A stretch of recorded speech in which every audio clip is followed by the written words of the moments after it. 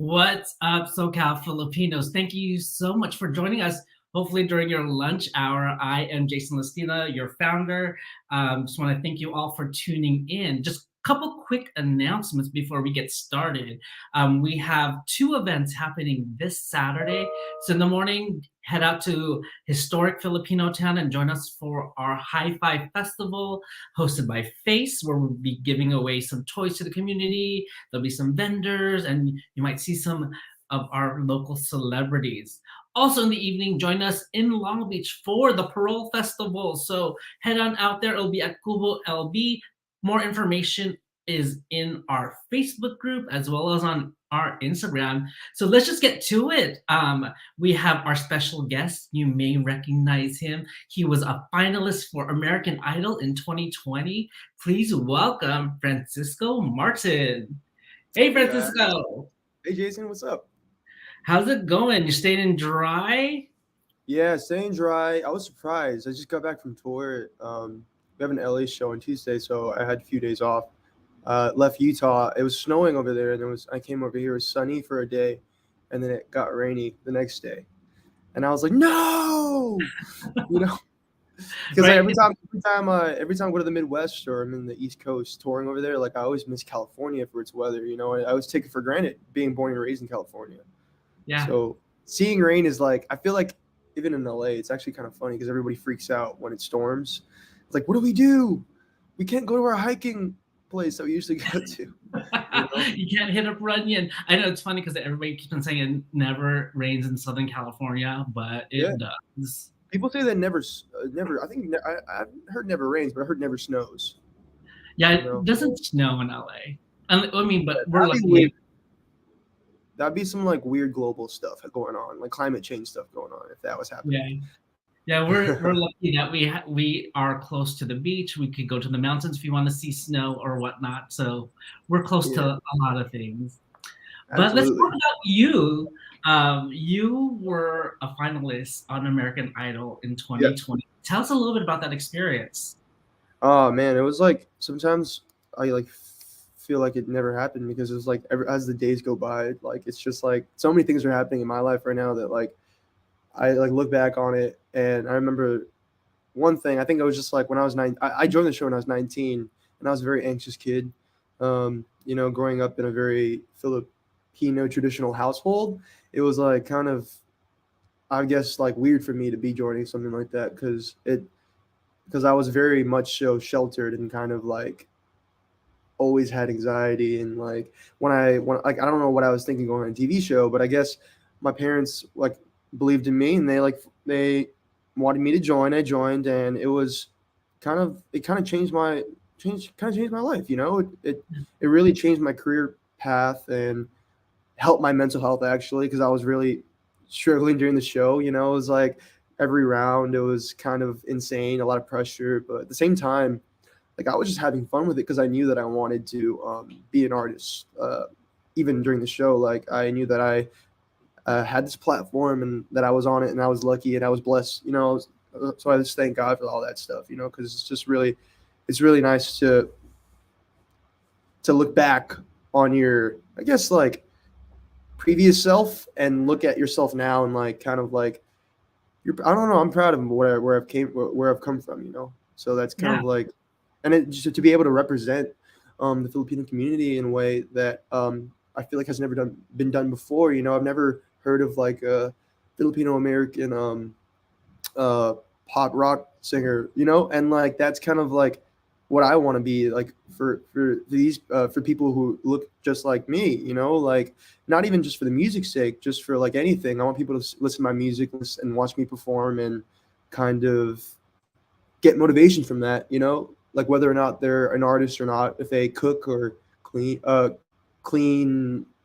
horse hooves, you know what I'm saying? Something random. But Yeah. No, yeah, I want that. I want to inspire people. it's great that your parents are supportive because a lot of times when we're growing up Filipino, we're pushed into like you need to be a nurse, you need to be a postal worker, you need to be an Yeah. engineer, a doctor. My brother's a nurse. Okay. So my brother's a No, nurse, so it's no actually kind of shame in funny. that.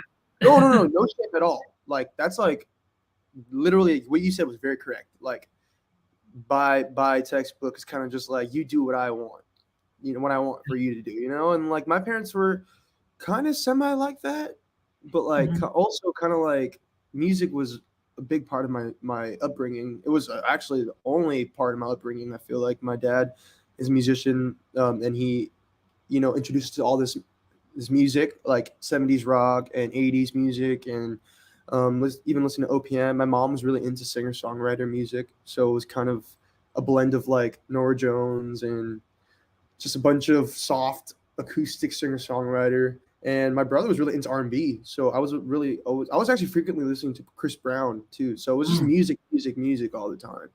And mm. that's all I kind of knew because my dad, how they have like sports dads and sports families. Like this was kind of like that, but like music. Cool. No, again, like I said, I'm glad to hear that you've had such supportive parents. But you've been working a lot, right, since American Idol, and I think you also Absolutely. have a new EP out. So, what have you been working on since you left American Idol?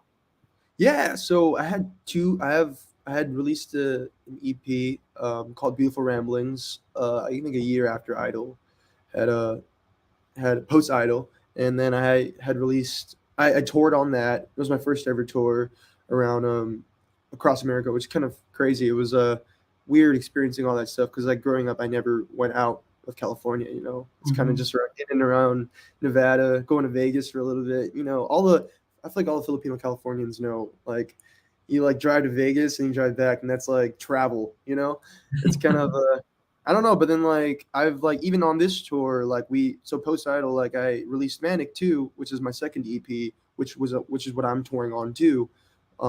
This tour, the tour that I'm currently on, called the Don't Blink tour, and we have two shows left, LA. So if you guys are free on Tuesday night and you wanna go to the Mint, come through because we're playing our second to last show of this tour, and music on there is kind of a blend of new music that I've been writing the past 2 years, and just music from my old EP, my first ever EP, and my second EP. So it's kind of a mixture of everything, and it's kind of nice to see everybody, um, even post pandemic, because like we came up during the pandemic, and it was really hard to talk to people in person and find that connection, and perform live and tour.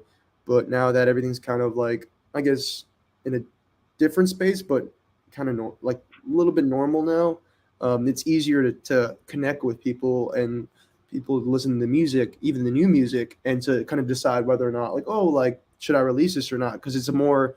I feel like the foundation is more stronger than it was before. We have some comments. People saying hello. So I I wish we could know who they are, but talofa also to our Samoan brothers. so so you're touring. What made you decide to tour, and also why did you call it the Don't Blink tour? hmm So I've been live performing all my life because my dad would enroll me in these like rock band lesson things where we'd go into like it's a music school, and then you just like play with a bunch of other kids who like music, and then like that's how I started playing live because I'd play for recitals, and then my dad kind of took me out of that and then put me more into the SF scene, the band scene, and he kind of became my standoff manager, and then like so I'd be playing in like different bars and grills around San Francisco. A lot of them are Filipino bars and grills too. Mhm. Jerry's Grill was one of them. We have a Jerry's Grill out here too in Artesia, Yeah. which is absolutely amazing. I love Jerry's Grill. And so we play there all the time. My dad, like, it was like every weekend type because my dad would always book us. And I was like I was in high school doing these things. So I never had an actual social life in high school because my dad Mhm. was always like practice, practice, practice, and that was the main thing that kind of struck my love for live performing because it was kind of meticulous, but I was like frustrating as a kid. I never really got to experience like I never built a sandcastle growing up because I was always like in my room playing drums or like because drums were my first instrument. So like Mhm. a lot of people get surprised too because like, oh, like when did you learn to play drums? I was like, drums have been a part of my life since I was like 8 years old. My dad like bought my first drum kit when I was when I was eight. It was a Costco drum kit. I remember it was a black kit, and ever since then, like I never stopped playing like any instrument or any like listen to music, like stop making music. But live performing, especially this tour, Don't Blink tour, because it's named that way because we announced it very late. It was like because it was like a lot of logistics, backlog logistics, and we decided to name it Don't Blink because it's a catch on of Don't Blink or you'll miss it. Mhm.